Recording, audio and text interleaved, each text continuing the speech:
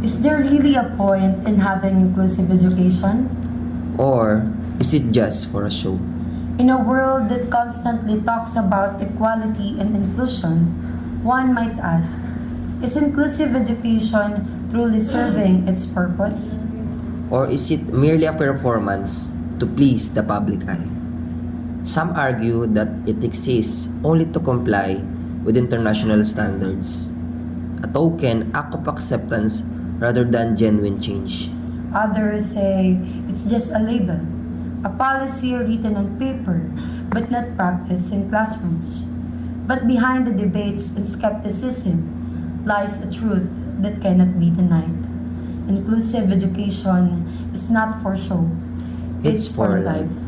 It's a movement that transforms not just students with special needs, but the entire communities that learn to see ability instead of disability. Inclusive education is about creating fairness, not favoritism.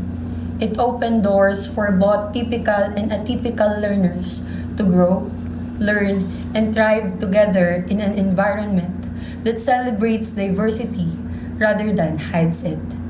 It's not just about putting students with disabilities in the same room as others. It's about giving them the same chance to be seen, heard, and valued. One powerful story that embodies the true purpose of inclusion is that of Atila, an 18-year-old boy from Serbia born with severely damaged limbs. Doctor once said his life was at risk. Abandoned by his parents, he was left in the care of Kolevka, an institution for children with disabilities. At 3-year-old, he was wrongly assessed to have extreme intellectual disability and was isolated for years. His life could have easily remained within the walls of institution, unseen and unheard, if not for that reform that gave him another chance. When Serbia reorganized its residential institution, Atila was brought back to Kolevka, where the staff discovered that he had grown far beyond expectations. With the right care and support, he began to thrive. Psychologist Margarita Bersek reflected, "You can help but wonder what would have happened if he'd been treated properly from birth," calling it a sin of the system. Later, Atila was reassigned and found to have only a moderate intellectual disability. He was placed with a foster family, given a personal assistant, and most importantly, finally entered a mainstream school. But the story did not end with him simply being accepted. It began to transformation. His school and community changed to meet his needs. Ramps were built, steps removed, and a special desk crafted just for him. His optimism and courage inspired his classmates and teachers for proving that inclusive education is not just about helping one child. It's about changing everyone.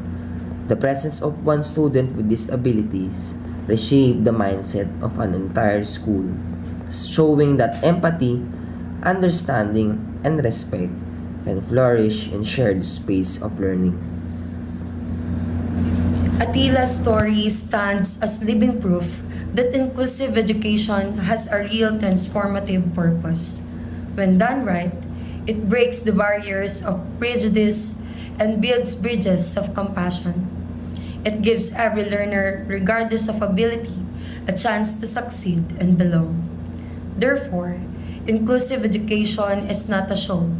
It is a statement of humanity. It is the beating heart of a society that chooses compassion over compliance, action over appearance, and unity over division. Like Atila's journey, it reminds us that when we include, we do not just educate minds, we heal systems, open hearts, and change lives. Inclusive education is a promise that no learner will ever be left behind because of their differences. It is a vision that turns barriers into bridges, limitations into lessons, and challenges into chances for growth.